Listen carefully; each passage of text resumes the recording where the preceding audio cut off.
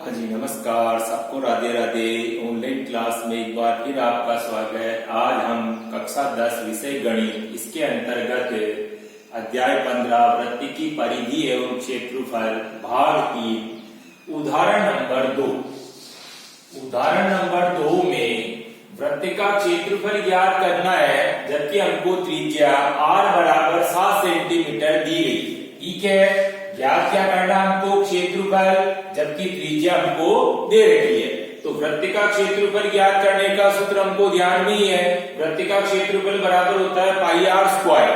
ठीक है, सूत्र के अंदर हम क्या करेंगे, ये जो हमको त्रिज्या दे रखी है, इस त्रिज्या का मान हमको सूत्र में रखना है। तो पाई की जगह पाई का मान 22/7, इनके बीच कोई चिन्ह नहीं है तो गुणा का निशान लगाना है। ठीक है, आर स्क्वायर, इसका मतलब आर को 2 बार, यानी 22/7 इंटू आर का मान कितना है 7 और इंटू 7। ठीक है, यानी 22/7 इंटू 7 इंटू 7। इसको खोलेंगे, घात 2 लग रही, इसका मतलब हमको क्या करना है, ये जो त्रिज्या है, इस त्रिज्या के मान को हम क्या करेंगे 2 बार खोल के लिखेंगे। ठीक है, अब काटती तो काट दो, 7 एकम 7, 7 एकम 7। अब बचा क्या आपके पास 22 इंटू 7 बच रहा है, तो 22 को 7 से गुणा करेंगे, 22 7 154। और क्षेत्रफल है तो क्षेत्रफल की इकाई भी अपने को ध्यान में रखना है। भुजा अपने को सेंटीमीटर में दी हुई त्रिज्या जैसे, तो वापस हम यहाँ क्या करेंगे, सेंटीमीटर स्क्वायर लिखेंगे। या तो स्क्वायर लगानी है या फिर हम वर्ग सेंटीमीटर भी लिख सकते हैं। तो आपका आंसर क्या हो जाएगा 154 सेंटीमीटर स्क्वायर। ठीक है, जब हमारे को त्रिज्या दे रखी है और वृत्त का क्षेत्रफल ज्ञात करना है, तो इसी तरीके से इसको हल करना है। पाई आर स्क्वायर सूत्र लिखना, पहले पाई की जगह 22/7 इंटू आर की जगह हम आर का मान लिखेंगे। आर का मान को 2 बार लिखना है। ठीक है, काटिए तो काटना है, उसके बाद जो बच रही उसको गुणा करके लिखना है। आगे ध्यान में, अब इसी तरीके से हमको क्या करना है HW में हम क्या करेंगे, 15.1 का पहला प्रश्न है, उसमें आपको क्या है कि त्रिज्या दी हुई है 3.5 सेंटीमीटर और हमको क्या करना है, एक तो परिधि ज्ञात करना और एक क्षेत्रफल बराबर ज्ञात करना। सवाल 2 हल करना है। सबसे पहले परिधि का मतलब 2 पाई आर, और उसके बाद वृत्त का क्षेत्रफल, ये जो हम ज्ञात करेंगे वो किसके लिए है, यानी वृत्त की परिधि है और वृत्त का क्षेत्रफल है, और वृत्त का क्षेत्रफल बराबर पाई आर स्क्वायर। ये सूत्र लगा के ऐसे कैसे इसको हल करने की कोशिश करना। ठीक है, परिधि से पहले वाली क्लास में मैंने आपको बताया था परिधि कैसे ज्ञात करते हैं। आज हमने जैसे क्षेत्रफल ज्ञात किया है, तो क्षेत्रफल किस तरह से हम निकालेंगे। तो आपको क्या है कि त्रिज्या दी हुई है और इसी त्रिज्या से परिधि भी ज्ञात करना है और क्षेत्रफल भी ज्ञात करना है। आगे ध्यान में 15.1 है, इसका पहला प्रश्न है, ये अपने को HW में हल करना है। ठीक है, उसके बाद देखो आप उदाहरण नंबर 3। अब उदाहरण नंबर 3 में क्या है कि एक साइकिल का पहिया है। पहिया किसका है? साइकिल का। कैसा है? वृत्ताकार, यानी 11 किलोमीटर चलने में 5000 चक्कर लगा लेता है। तो हमको क्या करना है, पहिए का व्यास बराबर ज्ञात करना है। ठीक है, ये आपका प्रश्न है। तो सबसे पहले पहिया कितना चल रहा है, 11 किलोमीटर चल रहा है, और उसमें कितने चक्कर पूरे कर लिए, 5000 चक्कर पूरे कर लिए। तो सबसे पहले 11 किलोमीटर इसको पहले क्या करेंगे, यानी छोटी इकाई में बदलना है। पहले किलोमीटर को मीटर में बदलेंगे और फिर मीटर से सेंटीमीटर में बदलेंगे। तो 1 मीटर में मतलब 1 किलोमीटर में कितने मीटर होते हैं, 1000 मीटर होते हैं। 1 किलोमीटर बराबर 1000 मीटर। तो 1000 को हम क्या करेंगे, 11 से गुणा कर दिया, कितना हो गया, 11000 मीटर बन गया। अब इसी को हम क्या करेंगे, वापस सेंटीमीटर में बदले, तो 1 मीटर में होता है 100 सेंटीमीटर। तो इसको क्या करेंगे, वापस 100 से गुणा कर देंगे, यानी 11 इंटू 1000 इंटू 100, ये आपकी इकाई छोटी होगी।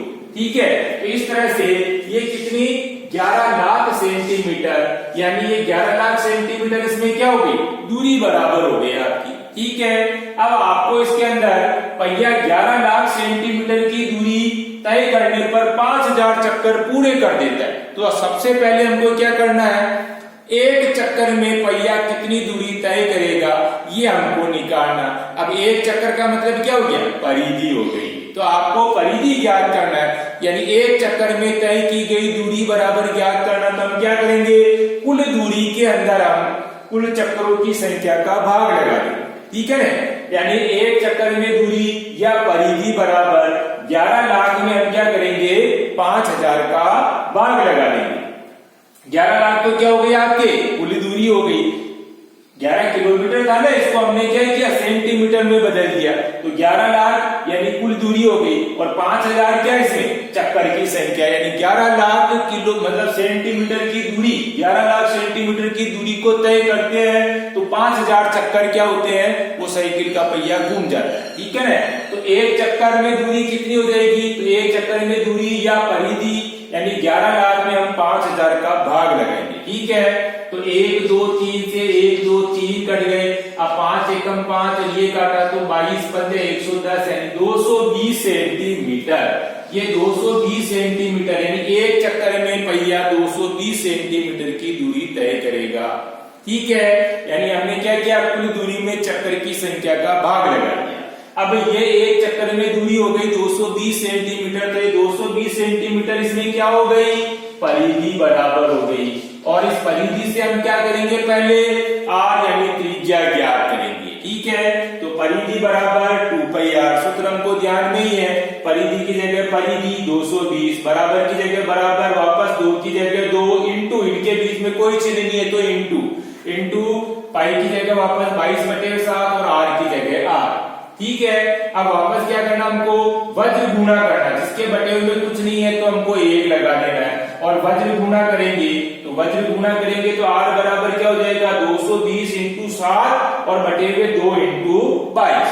अब जो कटती उसको काट दो, 2 से इसको काटा जैसे, अब या 2 से इसको काटेंगे तो कितनी बार 110 बार कट गया, और या फिर हम जैसे 22 से इसको काट दिया, 22 से 220 को काटा तो 22 से 220 को काटेंगे तो 10 बार कट गया, और वापस 2 को 10 से काटेंगे तो 5 बार कट जाएगा, तो 5 को वापस क्या किया 7 से गुणा किया, तो हमारे पास कितना आ गया 35 सेंटीमीटर। ये क्या आ गया हमारे पास में त्रिज्या बराबर आ गई, ठीक है।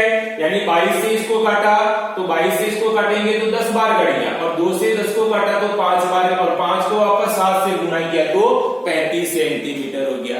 तो आपके r बराबर क्या हो गई 35 सेंटीमीटर। और जबकि हमको ज्ञात क्या करना, पहिए का व्यास बराबर ज्ञात करो, तो व्यास बराबर, व्यास क्या होती है त्रिज्या की दुगुनी होती है, तो त्रिज्या क्या है हमारे पास 35 आई, 35 को क्या करेंगे 2 से इंटू कर देंगे, तो 35 को 2 से गुणा किया तो हमारे पास कितना आ गया 70 सेंटीमीटर। ये क्या हो गया पहिए का व्यास बराबर हो गया, ठीक है। अब व्यास ज्ञात करना तो पहले त्रिज्या निकालनी पड़ेगी, और त्रिज्या आने के बाद में क्या किया उसको 2 से गुणा कर देना है ना, यानी व्यास क्या होती है त्रिज्या की डबल होती है, दुगनी होती है, इसलिए हम क्या कर रहे हैं r को 2 से गुणा कर रहे हैं, ठीक है ना, डबल करना है। तो सबसे पहले हमने क्या किया 11 किलोमीटर इसको इकाई को पहले छोटी इकाई में बदला, उसके बाद में हमने क्या किया एक चक्कर निकाला, एक चक्कर का मतलब परिधि निकाल ली, और परिधि से हमने क्या किया इसकी त्रिज्या निकाली, और त्रिज्या को हमने क्या किया 2 से गुणा कर दिया, तो हमारे पास क्या आ गया व्यास बराबर आ गया, ठीक है। अब आप HW में वापस क्या करोगे इसी प्रश्न का दोहरान करना, जिस तरह से भी मैंने बताया आपको इसी तरह से उदाहरण तीसरे ही है, इस उदाहरण तीसरे को वापस क्या करना इसी तरीके से हल करने की कोशिश करना, ठीक है। आप जो चीज जैसे ऑनलाइन में मैं बता रहा हूँ तो आप इसको वापस प्रश्नों को देखा करो, या प्रश्न जो मैं हल कर रहा हूँ उसको वापस देखा करो, यानी कहने का मतलब ये है कि आपको जितने भी मैंने अब तक क्लासे ली है वो सारे के सारे वीडियो को बराबर देखते रहना है, ठीक है ना। ये नहीं कि जैसे आज देख लिया फिर 2-3-4 दिन निकल गए फिर अपन देख नहीं रहे, तो इस तरह से फिर क्या नुकसान अपने को ही है, इसलिए वीडियो बराबर देखते रहना है, और जो HW मिल रहा है उसको बराबर HW की कॉपी में भी हल करते रहना है, ठीक है। फिर भी कोई चीज समझ में नहीं आए तो वापस अपने को अगली क्लास के अंदर पूछना भी, ठीक है। धन्यवाद, राधे राधे।